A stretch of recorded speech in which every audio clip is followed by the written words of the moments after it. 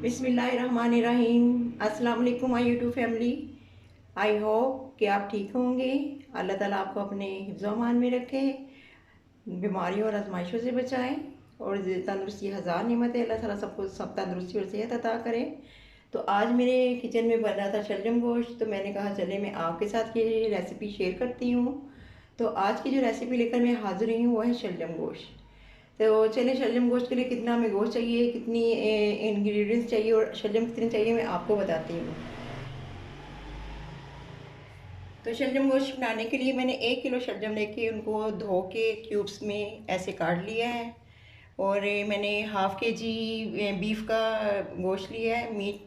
ये मैंने बगैर हड्डी के लिए है। और इसके अलावा हमें गार्निश के लिए हरा धनिया और हरी मिर्चें चाहिए। लहसुन अदरक का पेस्ट 1 टेबल स्पून। एक मैंने मीडियम साइज़ की प्याज रफली काट ली है। और एक लार्ज साइज़ का मैंने टमाटर काट लिया है। और ½ कप हमें ऑयल का चाहिए। इसमें बहुत कम स्पाइसेस जाते हैं। तो स्पाइसेस में हमें चाहिए 1 टीस्पून मैंने पिसा हुआ धनिया लिया है। और एक टेबल स्पून मैंने किसी भी लाल मिर्च ली है। 1 टीस्पून मैंने नमक लिया, आप हस्बे ज़रूरत हस्बे ज़ायक़ा ले सकते हैं। ½ टीस्पून मैंने हल्दी का लिया है। और 1 टीस्पून मैंने सफ़ेद ज़ीरा लिया है। चलें अब ग्रेवी बनाते हैं। चलिए हम पहले गोश्त को पकाते हैं। तो अब मैंने एक प्रेशर कुकर ले लिया, उसको मैंने चूल्हे पे रखा है हल्की आंच पे। तो अब इसके अंदर मैं ½ कप ऑयल का डाल दूंगी। बर्तन हमारा फ्री हीट था।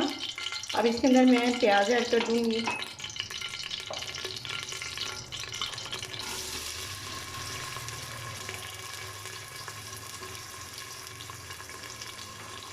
अब मैं आँच थोड़ी सी तेज़ कर दूंगी। प्याज को हमने ब्राउन नहीं करना, सिर्फ सोते करना है।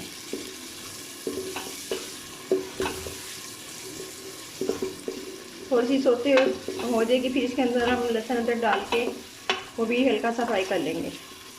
प्याज हमारा सोते हो गया। इसके अंदर मैं 1 टेबल स्पून जो लहसुन अदरक का था वो डाल दूंगी। अब इसको भी मैंने हल्का सा फ्राई करना है। इसको ब्राउन नहीं करना, जस्ट फ्राई करना है। मैं शलजम गोश्त इस तरह बनाती हूँ जिस तरह मैं खुद घर में बनाती हूँ, तो मैंने कहा चलिए आपसे शेयर करती हूँ। इस तरीके से आप शलजम गोश्त बनाएंगे तो बहुत टेस्टी और मज़े का बनेगा। अब लहसुन भी हमारा सोते हो गया, इसके साथ ही मैं गोश्त डाल दूँगी।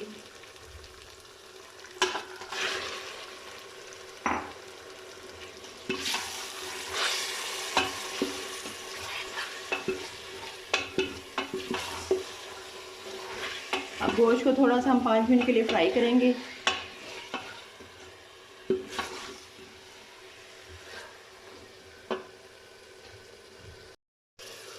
अब गोश्त को मैंने फ्राई कर लिया है।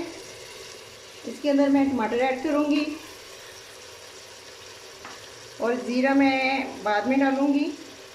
और जो ये स्पाइसेस है वो मैं इसके अंदर ऐड कर दूँगी। धनिया, नमक, सुरख मिर्च और हल्दी। अब मैं इसको अच्छे से मिक्स करूँगी।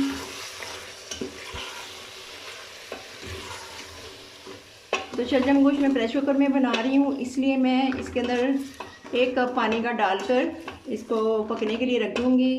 क्योंकि शलजम भी इसके अंदर जाने हैं, तो इसलिए मैं गोश्त को पूरा नहीं पकाऊँगी। थोड़ा सा मैं इसको पकाऊँगी इतना कि शलजम में भी ये पक जाए। हाफ मैं इसको गलाऊँगी और हाफ मैं शलजम में इसको पका लूँगी मुकम्मल।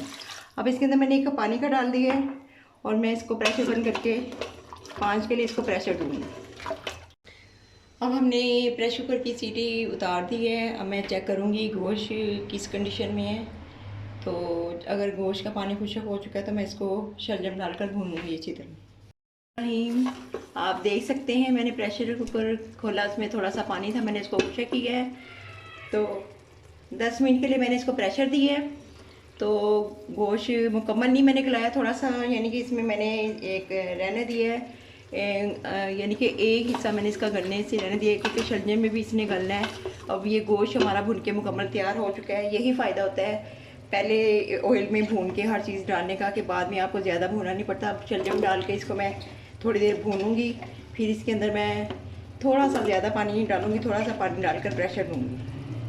अब मैं इसके अंदर शलजम डाल रही हूँ।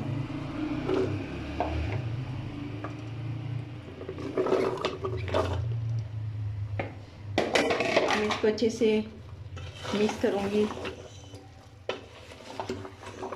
तकरीबन इसकी 2-3 मिनट तक मैं इसकी भुनाई करूँगी।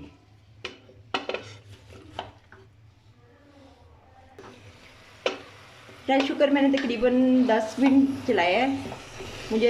मैंने 20 में खोल के देखा था, गोश्त निकला था। फिर मैंने थोड़ा सा पानी इसके अंदर आधा कप पानी का और डाल के गोश्त को गलाया है। बस कभी कभी गोश्त ऐसा आ जाता है कि नहीं गलता और बाद वो जल्दी गल जाता है, तो मैंने फिर इसको दोबारा प्रेशर दिया था 5 मिनट के लिए। अब मैंने थोड़ी सी इसमें कसर रखी है ताकि शलजम में ये मुकम्मल गल जाए, क्योंकि शलजमों में भी गोश्त नहीं गलना है। अब मैं शलजम और गोश्त की तकरीबन 5 मिनट तक भुनाई करके इसके अंदर 1 कप पानी का ऐड करके दोबारा प्रेशर दूँगी 5 से 8 मिनट तक।